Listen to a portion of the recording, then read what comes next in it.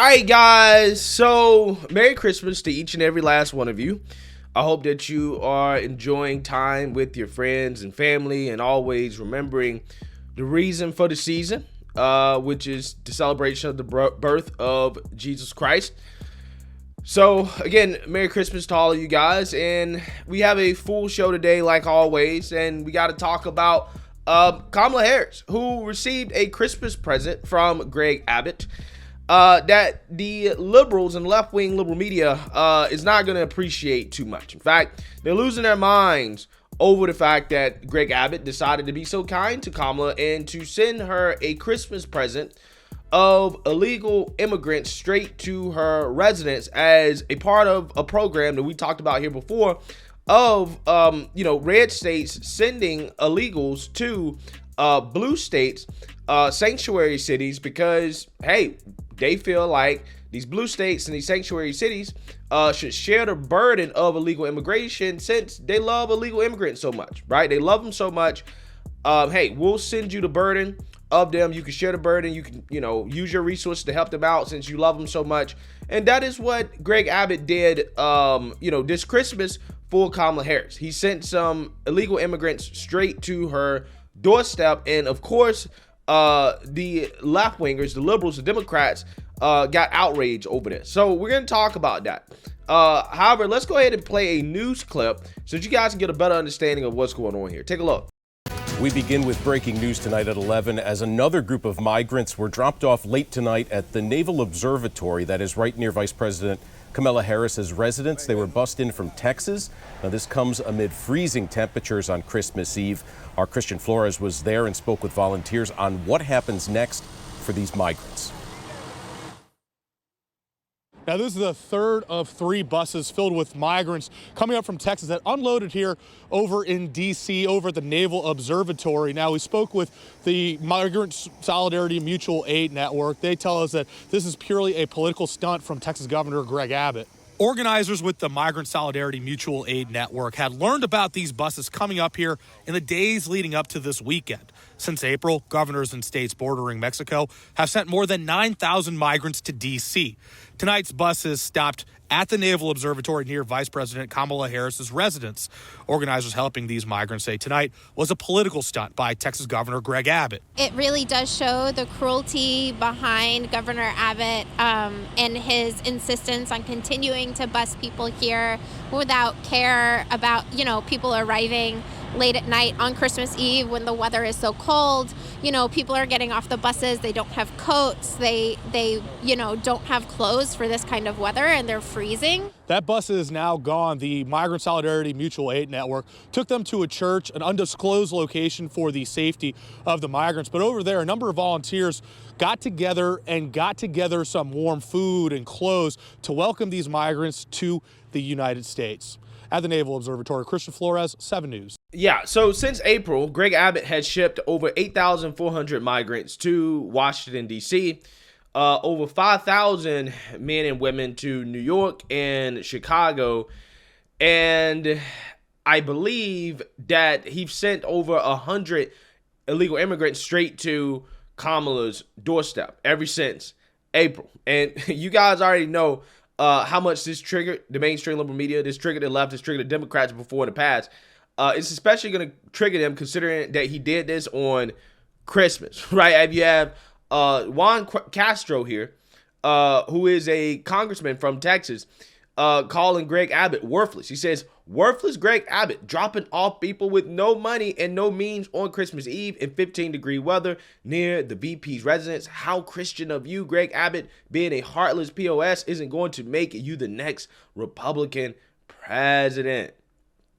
I'm going to respond to these in a minute, but I just want to read all of them. And I want you guys to notice the theme here, the criticism here from these guys, because I think it's hilarious when Democrats do this. Mayor Constantine Anthony, who's mayor of Burbank, California, says, please make the District of Columbia a state with 2 voting senators so we can show Greg Abbott exactly how we feel about migrants in this melting pot of a country. Megan Kelly Hall says, these stunts have to stop. Why are we electing children to top positions in this country? Using human beings as pawns is disgusting. period. Luis Romano says, despicable, Greg Abbott is no Christian. Kathy Jones Hopsit said, Abbott didn't even provide coats. He's pure hatefulness and will never be president. All right, so you guys notice a theme here, right? I love when Democrats do this because they tell us that America is not a Christian country. America's not a Christian country. You shouldn't govern based off your Christian values. You shouldn't let your Christian beliefs influence your policies and positions, right? This is what they tell us every time when it comes to the conversation of abortion. Well, America's not a Christian country. Okay, so why is it when it comes to this right here, you know, shipping these migrants to liberal cities, all of a sudden you're supposed to govern like a Christian, right? Or what your definition of govern like a Christian is, right? All of a sudden, we need to be making laws based off the Bible, right? We need to turn this country into a Christian nation when it comes to illegal immigration. I just love how that works. When it comes to abortion, no. You're a religious zealot, right? If you want to legislate based off your religion. But when it comes to immigration, though, you're supposed to legislate based off your religious beliefs or what they say your religious beliefs are supposed to say and how you're supposed to govern. It's amazing how that works. I don't think what Greg Abbott did here was all that bad. If he's been busing them consistently and it just so happens that a bus was going on Christmas, I don't see what's so bad about that, especially considering the fact that, hey, these people were clothed, they were housed, and they were fed in Washington, D.C. They got a bus trip to a liberal city that says that, hey, we want you, we need you, and we're going to take care of you, right? What is so inhumane about that?